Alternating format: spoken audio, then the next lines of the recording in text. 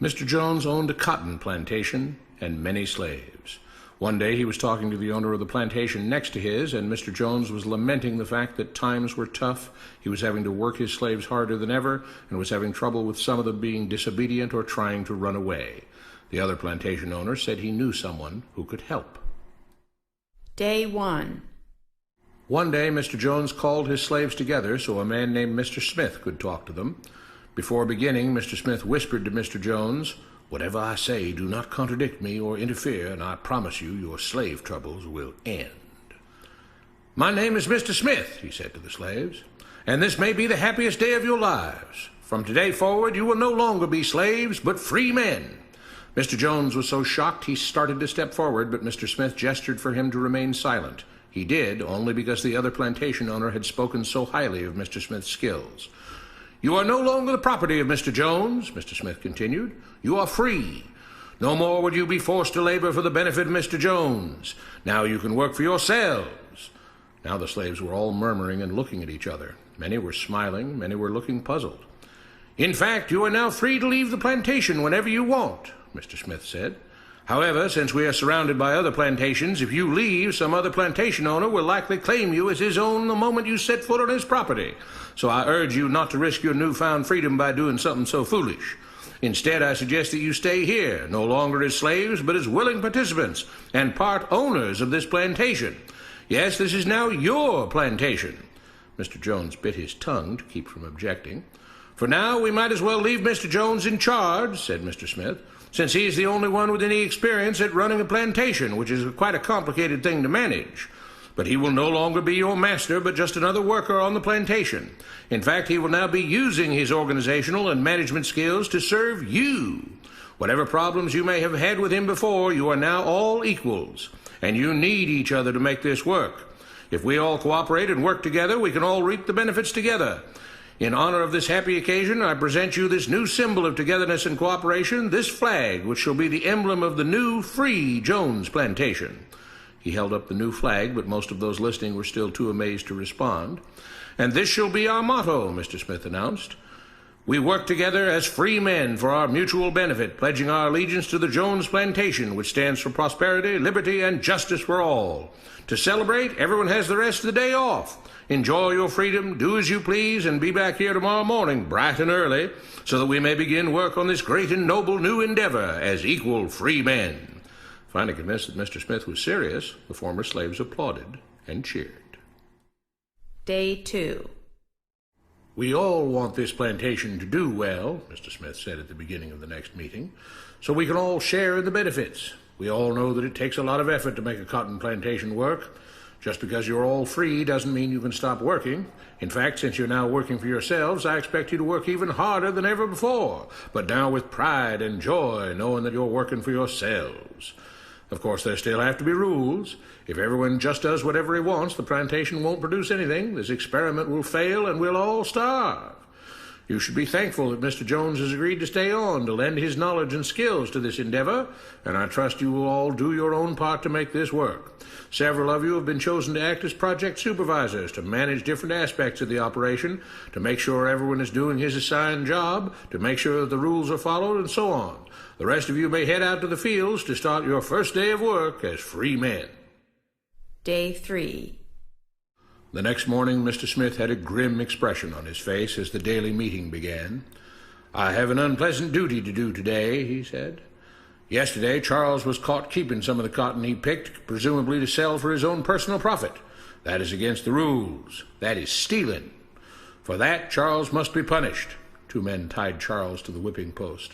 "I take no joy in this," Mr. Smith continued, "but you must understand, if we do not maintain order, if we do not have rules that we all abide by, then the plantation will fail, and we will all suffer." The whip cracked against Charles' back. "But if we all pitch in for the common good, then we can all prosper. Being free doesn't mean you should be selfish and greedy. We must each do our assigned duties and obey the rules, and then we can all benefit, and each of you will receive your appropriate share of the profits." A young man named Samuel stepped forward. "But if you and Mr. Jones decide the rules and whip us if we disobey, how is that any different from what we had before?" "How can you say that?" Mr. Smith asked. "I'm shocked. You were a slave before, and now you're free. Things still need to be managed and organized by those best qualified to do so. Do you know how to run a plantation, Samuel?" "Well, no," he answered. "But if we're free, why do we get no say in what the rules are and how things work?" "I'm surprised at your ingratitude," Mr. Smith answered. "None of you know how a plantation is run, so you're in no position to be making decisions about how things are done here. You don't seem to appreciate all the things that Mr. Jones provides for you, from protecting you from all the outside threats that you know nothing about, those who would come here, capture and enslave you if not for Mr. Jones' protection, to making sure that you all have food and housing, tools to work with, that you're cared for when sick and injured, and so on. There wouldn't be a plantation at all, no cotton to pick, no land to plant and harvest, if not for him.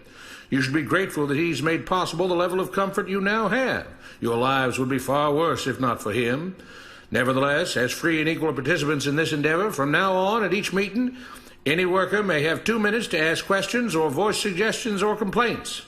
With that, the workers all seemed satisfied and headed out again to the fields to pick the cotton. Day 4.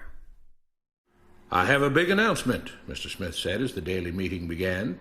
"Mr. Jones' cousin is here, and not just to visit and see how our project is coming along. It has been decided that from now on you will be deciding who will manage the plantation. Of course, this job can't be done by just anyone, but every 3 months we will have a special meeting at which all the workers will vote on whether we think Mr. Jones should run the plantation or whether we think his cousin, Mr. Johnson, should run the plantation. That means that ultimately you are in charge because you will be deciding which man you want running things on your behalf. If you don't like the way things are being managed, you now have the power to change it." Amazed and pleased, the workers headed out again to the fields to pick the cotton. Days passed, months passed, a year passed, and the plantation continued to operate as before. Sometimes Mr. Jones was in charge, sometimes Mr. Johnson was in charge, but the day-to-day routine stayed exactly the same. The workers worked hard, long hours every day, and still had little to show for it. Every day the meeting would begin with them all reciting the Jones Plantation motto, "We work together as free men for our mutual benefit, pledging our allegiance to the Jones Plantation, which stands for prosperity, liberty, and justice for all." One day Mr. Smith announced, "Samuel is asked to say a few words this morning, and whatever the rest of us may think of his ideas and opinions, we are all free here, and that means we are all allowed to speak our minds. So, Samuel, you have 2 minutes. Begin." Samuel stepped forward, looking scared. "I was excited when all this started," he began, glancing nervously at Mr. Smith and Mr. Jones. "But don't you all see what's happened here? Nothing has changed. We're all still slaves." There were grumbles of disagreement from the crowd. "They tell us what to do and whip us if we don't. They still make all the rules and punish us if we disobey. They let us make suggestions and complain about things, but they never really change anything. They let us choose between Mr. Jones and Mr. Johnson, but what's the difference? The situation stays the same. We do all of the work and they take as much as they want and decide how much they'll let us keep. They live in luxury, made rich by the cotton we pick. We do all the work and have to build our own huts, grow our own food, and take care of ourselves. They leave us just enough that we don't revolt or run away. This is not freedom. We're all still slaves. They've only changed the words they use, but nothing else has changed. They say we're all free and equal, but we're not. They command and we obey. That's not freedom. That's not equality. They say we're free to leave, but all that means is that we're free to be someone else's slave. Why should we work or obey the rules? We didn't agree to this. They made the system. They forced it on us. They control and rob us and call it freedom. They've deceived you into thinking that being able to choose which slave master you'll work for is the same as being free. It's not. Open your eyes. If you keep what you produce, they call it stealing. When they take what you produce, they call it sharing and fair distribution. Can't you see that this is all? Your time is up, Samuel, Mr. Smith announced calmly. At his gesture, 2 supervisors grabbed Samuel by the arms and led him to the whipping post. I'm sorry, Samuel, but you've broken the rules. There are rules against encouraging others not to work and encouraging others to break the rules. You're only hurting all of us with your discontentment and your complaining and your disobedience. The whip fell, and Samuel let out a grunt.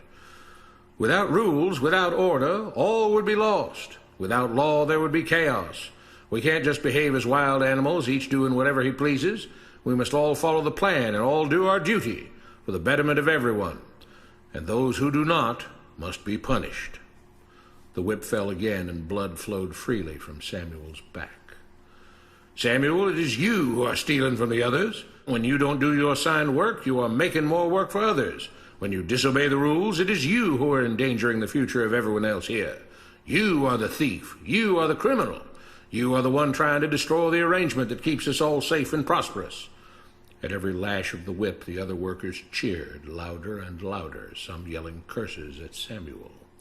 Being spoiled and selfish, you complain about everything, talking as if you're oppressed. But you are the one ruining things. You are the one keeping us from being all we could be.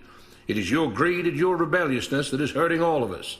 They all play by the rules, Mr. Smith said, gesturing at the others. What makes you think that you don't have to? You think you're above the law? There were loud yells of agreement as the whip fell again. We must maintain order, Mr. Smith proclaimed, to make this plantation great, to make it so that we can all be happy and prosperous. To have the society we want, there have to be rules. We all have to contribute our fair share to this great endeavor, and we cannot tolerate actions and attitudes that seek to undermine the amazing things that together as free men we have achieved and will continue to achieve. Mr. Jones was smiling as he gave Mr. Smith a pat on the back.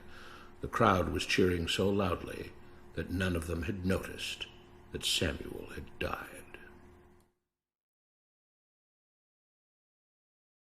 What you have been taught about government and politics is no more accurate or reasonable than what Mr. Smith taught the slaves.